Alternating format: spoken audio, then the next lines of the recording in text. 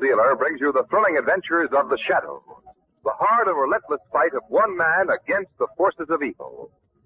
These dramatizations are designed to demonstrate forcibly to old and young alike that crime does not pay. We all know the government is attempting to conserve rubber for the war effort. One way of accomplishing this important objective is by rationing gasoline. Another is the recommended 25% cut in truck mileage. The success of this plan depends greatly upon you. It means that as a consumer, you must cooperate with the man who delivers merchandise to your door. It means, in connection with coal deliveries, that you can get good service if you notify your blue coal dealer in advance, so that he can set up a schedule to fulfill your heating requirements for the entire season. In this way, he'll be able to plan his trip. He can make one trip do for several homes, and everyone will be warm and comfortable this winter. The Shadow, mysterious character who aids the forces of law and order, is in reality Lamont Cranston, wealthy young man about town. Several years ago in the Orient, Cranston learned a strange and mysterious secret: the hypnotic power to cloud men's minds so that they cannot see. Cranston's friend and companion, the lovely Margot Lane, is the only person who knows to whom the voice of the invisible Shadow belongs. Today's drama, Death Shoots an Arrow.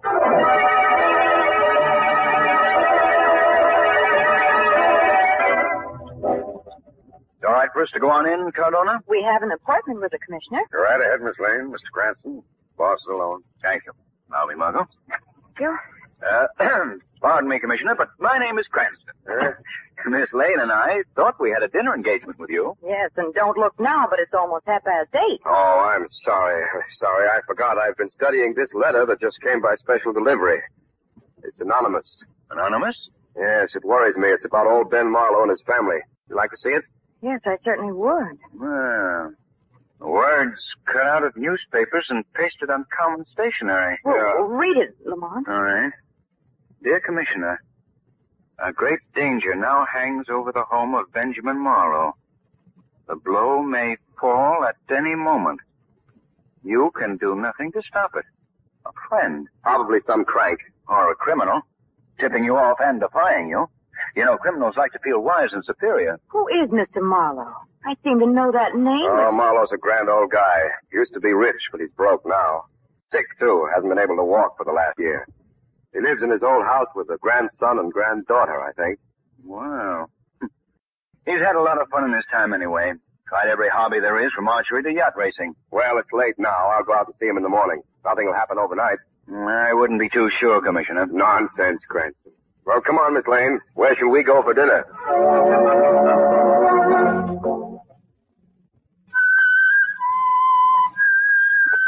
Grandfather should be asleep instead of playing that silly flute.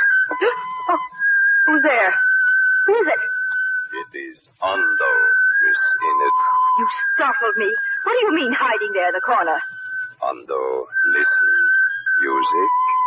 You listen too much around here. Usually to something you're not meant to hear.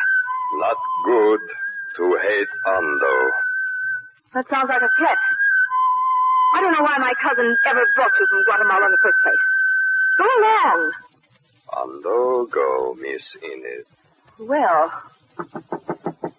Come. Oh, come in, Enid. Was it you talking outside? Ando was standing there listening to you play. Huh.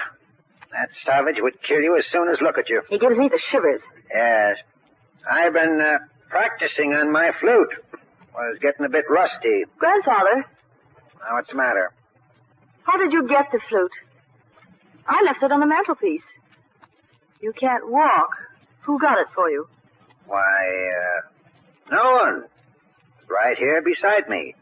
I'm sure it wasn't, Grandfather. Oh, nonsense, child. Very well. I came to say good night, Grandfather. Then it must be 8 o'clock. Yes, you always come right on the dot. I believe in doing things on schedule. I suppose you have to when you do all the work in a huge house like this. How about your cousin lending you a hand? Howard's busy hunting a job. He should have held on to the one he had in Guatemala. Oh, it wasn't his fault they let him out. Maybe.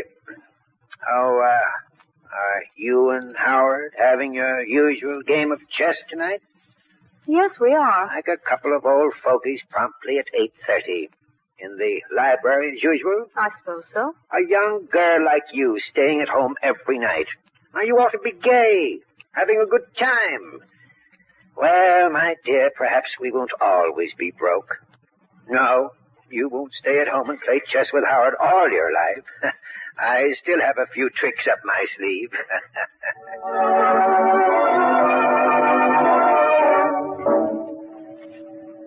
Howard, What is it, Enid? did you give Grandfather his flute tonight? No, I didn't. Why? Oh, nothing. Are you ready to play, Howard? I have the chessmen all set up. I suppose so, Enid. But would you think it's silly if I asked you to change seats with me? Why, Howard, changing seats won't... Oh, it's not that. It's just that with my back to the French windows, I can't get my mind on the game. Enid, I have a constant feeling that someone is standing behind me outside in the orchard. Oh, how silly of you. Of course I'll change chairs if it'll make you feel any easier. Thank you. There. I don't know what's the matter with you, Howard, just because you lost your job in Guatemala. Enid, I wasn't fired. I ran away Ran away? to keep from being murdered. That's ridiculous. I don't expect you to believe it. Nobody up here would believe it. Wouldn't believe what? Enid, when you're down there, the jungle lies all about you, dark and slimy and full of evil. You hear faint voices, whispers, the barest echo of mocking laughter. But you never know where they come from. You never see the people who make them. Howard, for goodness sake, try to talk sensibly. Now, what is all this about? Have you ever heard of the Mariposas? They're a strange cult, strange and sinister. Like a fool, I wouldn't believe there were regions sacred to them. I sent men in there to cut mahogany. And then I received the death warning. The death warning? The mark of a cloven hoof in the earth just outside my window. A cloven hoof. Oh, Howard. Honestly, you're funny. That was probably made by a cow. One cloven hoof mark. Only one. No other marks around it. All right. Then someone was playing a joke on you. I wish it were a joke. Well, and even if it were true, you're 1,000 miles away from there now. 1,000 miles, 10,000 miles, it would make no difference. They have their own way of tracking you down and killing you. Nonsense. I tell you, you can't escape them ever. Only this morning I saw it again. The mark of the cloven hoof outside my window. Howard, don't talk like this, or people will think you're insane. I know. I've tried to keep it to myself, but... Now, let's start the game. It's 8:30. Enid! Great heavens, look outside! Enid, look out! Howard, what is it? It's in through the window. An arrow sticking in the wall. They're here, Enid. They're after me. They'll kill me. Howard! Howard! Oh, he's fainted. Grandfather! Grandfather!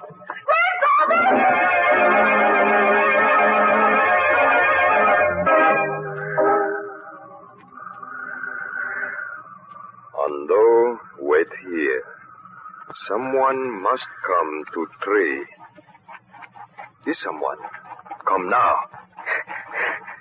Wait. Ando, no. You try to kill. You give Ando money, much money, or Ando tell. Wait, put arrow down. No, don't kill me. Don't kill me. Oh, die.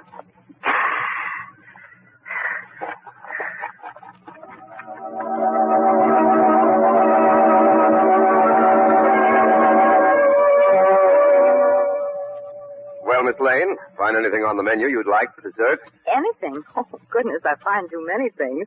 And all fattening. Lamont, what are you having for dessert? Well, nothing, thanks, sir. Black coffee, though. Oh, what ails him, Miss Lane? He hasn't spoken for a half hour. Well, if I know the signs, he's worried. Aren't you, Lamont? Confound it, look who's coming. Cardona. Excuse me, Commissioner. What's happened? A nutty phone call. A Miss Marlowe called. Marlowe? Yeah, she said something awful had happened. Would couldn't tell me what it was. Come on, Lamont. Let's go out there. Coming, Margot? Well, wild horses couldn't keep me here. Let's hurry, Commissioner, or we may regret it.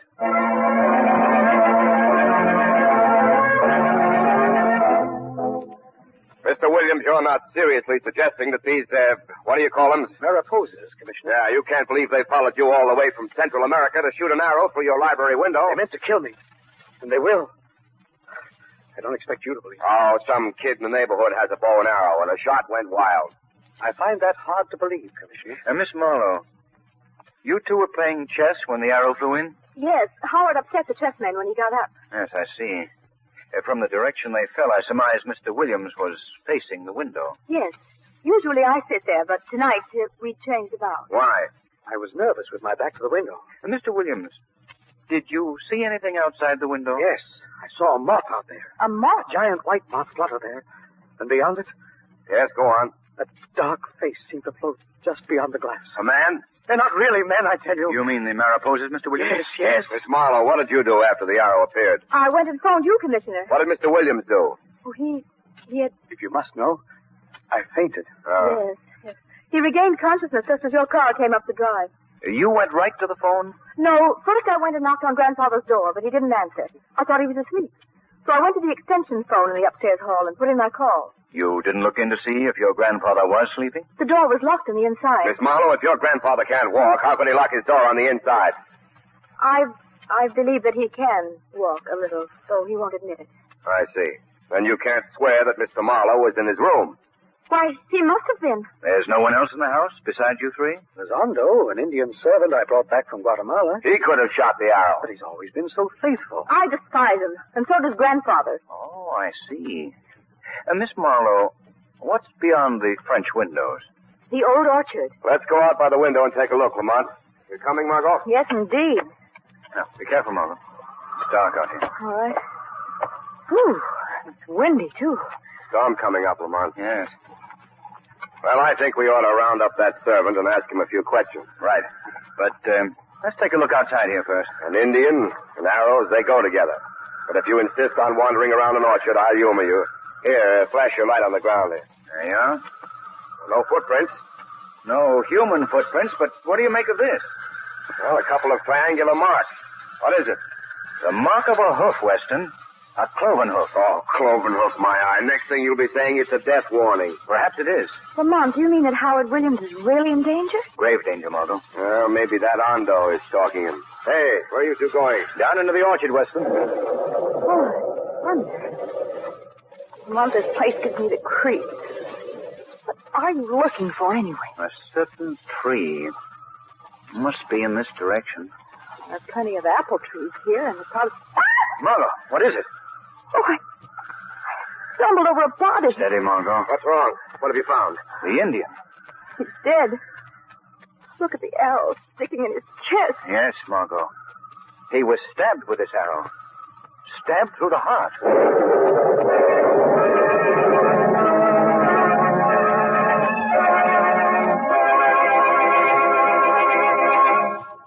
In a moment, we'll return to the shadow.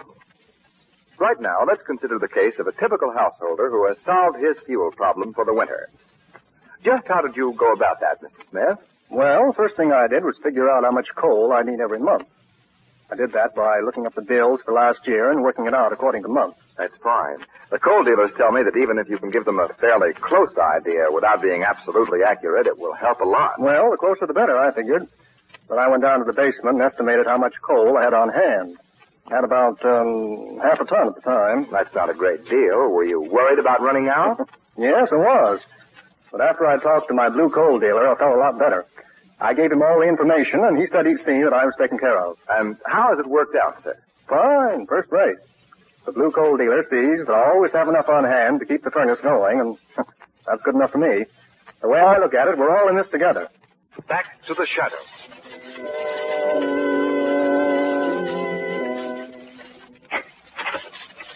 Lamont, this case is crazy. Our only suspect killed. I wonder. Margot, will you go and stay with Enid Marlowe? It's important.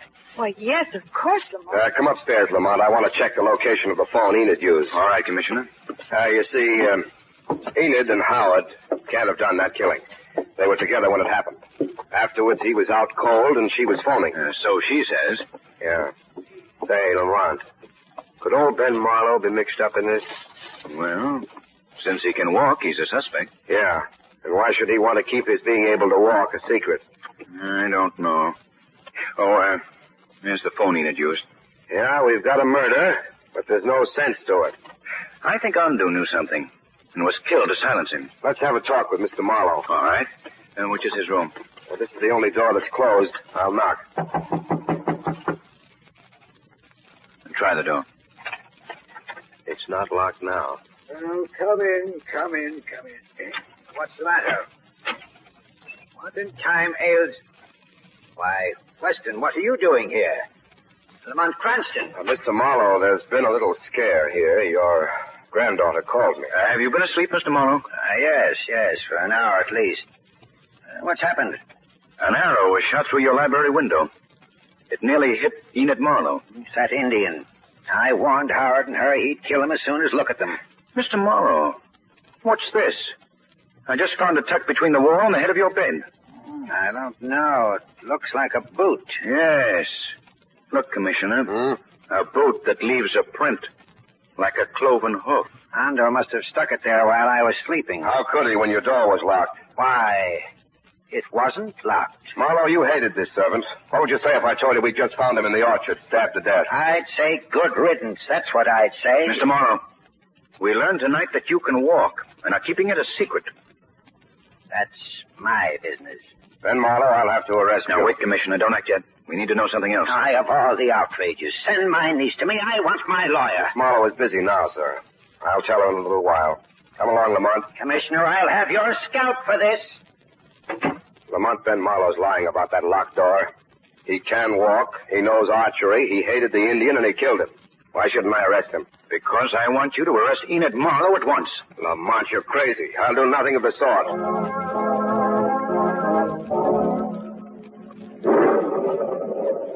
Police are gone, Enid? Yes, Howard. All of them? I believe so. I'll go up to bed.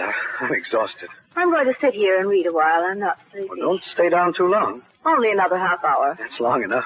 Good night. Good night, Enid. Now, where's my book? Oh, here it is. What's that? Oh, someone's at the French windows. Who's there? Don't be frightened, Miss Marlowe. It's Lamont Cranston. Oh, I couldn't imagine who it... Sorry to break in on you like this, Miss Marlowe, but... I thought you'd gone to the police. No, Miss Marlowe, I was too uneasy about you to leave here. Really, I'm able to take care of myself, Mr. Cranston. Quite a storm we've had. Yes. Say, here's something unusual. You know what it is? Well, it's some sort of tom-tom Mr. Williams brought back from Guatemala. A very special kind of tom-tom. This, bowl-shaped thing is part of a human skull. The membrane is a serpent skin. Well, what of it? They say if you beat on it in the correct rhythm, you can reach the soul of the listener and control it. Oh, what nonsense. Yes. Well, it might be amusing to see what we can do with this skull and snakeskin drum. Let's try. If you like. Oh, it's all in fun. I'll snap off the ceiling lights and, there. One dim light to help create the mood. And, let's move your chair back a foot. Like that. Well, that's interesting. You're not in front of the window anymore, and yet your shadow falls in the same place. How strange. Listen. You're supposed to begin quite lightly, so as not to stir the soul of the hearer too deeply. Hear the tempo quicken? I wish you'd stop. What's the idea of this farce? Hush, don't get excited. Just listen. The idea is to lull the mind of the listener, to waken the soul, to bring both mind and soul under the power of the one who beats the drum. It's so silly that it's impossible. Of course, it's merely what we call hypnotism. Now, you're asleep, Enid Marlowe.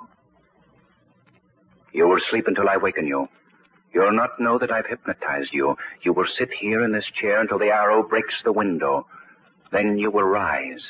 You will shriek in agony and then faint. You will shriek and faint. Shriek and faint. You will lie unconscious for 5 minutes. 5 minutes. And then you will rise and walk past the window.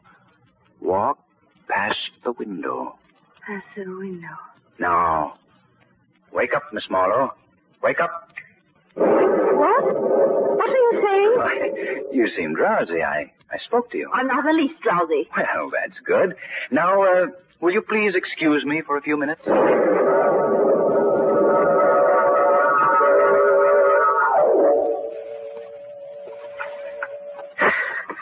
got to get up the street quickly.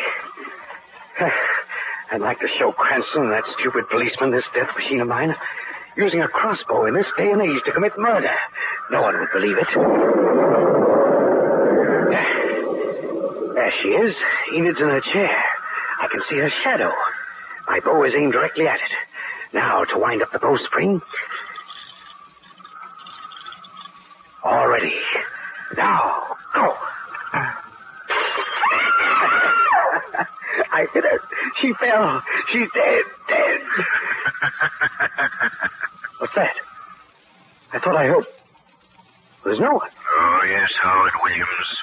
I am here.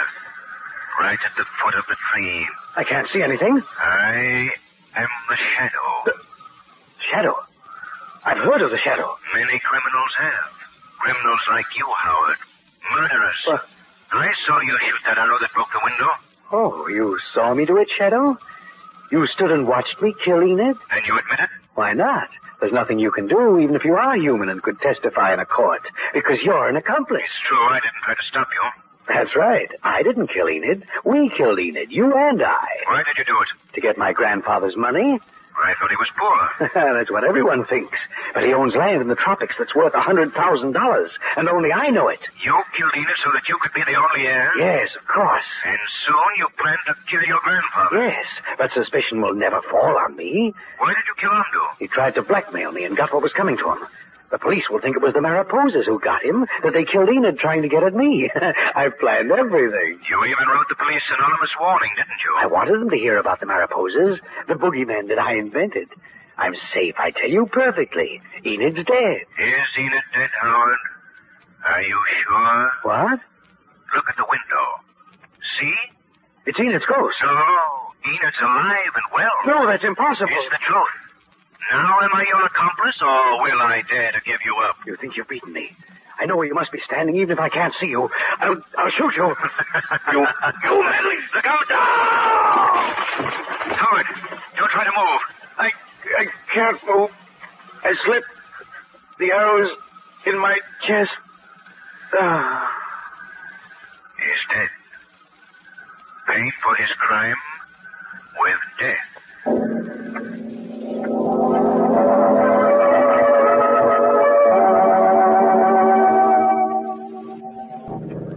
Well, yes, Lamont, but I don't see how Howard Williams could have fired that first arrow at Enid. He was right in the room with her. Well, Margot, that arrow was fired from a crossbow Howard had fastened up in a tree. It had an automatic timer on it. He set the timer in advance, and the arrow was shot off automatically. Well, I know, but that first arrow missed Enid. He meant it to. Howard wanted to build up his strange legend about the Mariposas. Oh, incidentally, Mariposa is the Spanish word for moth or butterfly. That's all it means. Oh. But, Lamont, Ando was killed when Howard was in a dead faint. No, Margot, he was acting.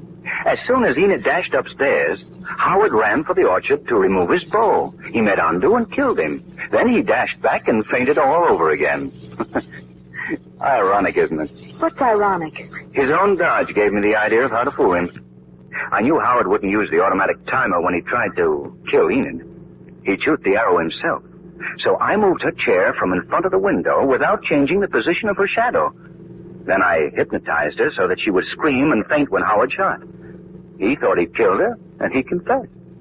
And now, you explain the mystery of how old Mr. Marlowe's door got locked and then unlocked. Well, Howard must have locked it just before the chess game. Well, that's my own guess, but when was it unlocked?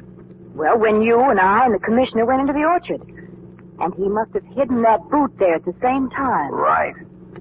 But why did Mr. Marlowe conceal the fact that he could walk?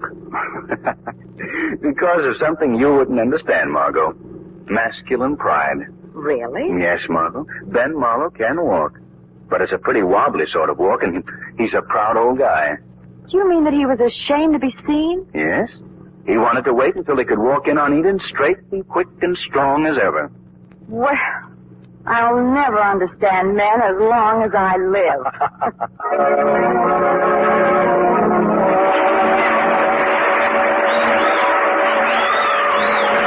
Now let me introduce Blue Coal's distinguished heating expert, John Barclay. Thank you, Ken Roberts, and good evening, ladies and gentlemen. These wartime days, fuel conservation is so important that I feel we can't stress it too much. So I'm going to give you a few simple, easy-to-follow suggestions that will help you save a lot of coal. First of all, avoid excessive temperatures. An overheated house is bad for your health and hard on your pocketbook. It takes a lot more coal to keep your home at 77 degrees than at 70 degrees. Another thing, don't keep your garage as warm as your home. As a matter of fact, a temperature of 40 degrees is better for your car and a lot easier on your checkbook.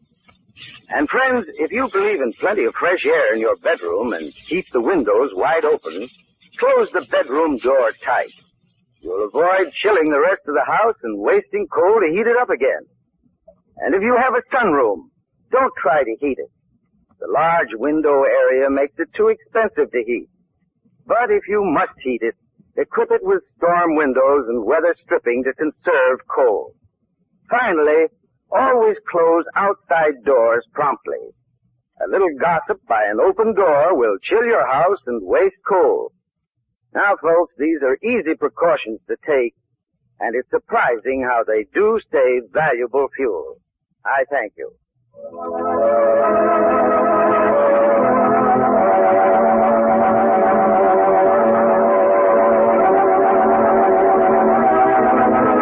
The Shadow program is based on a story copyrighted by Street and Smith Publications. The characters, names, places, and plot are fictitious. Any similarity to persons living or dead is purely coincidental. Again next week, The Shadow will demonstrate that the weed of crime bears bitter fruit. Crime does not pay. The Shadow knows. next week, same time, same station, your friendly Blue Coal dealer brings you another strange and thrilling adventure in The Shadow's daring battle against the forces of evil. Be sure to listen. This story produced by the DL&W Coal Company, distributors of Blue Coal. This is Mutual.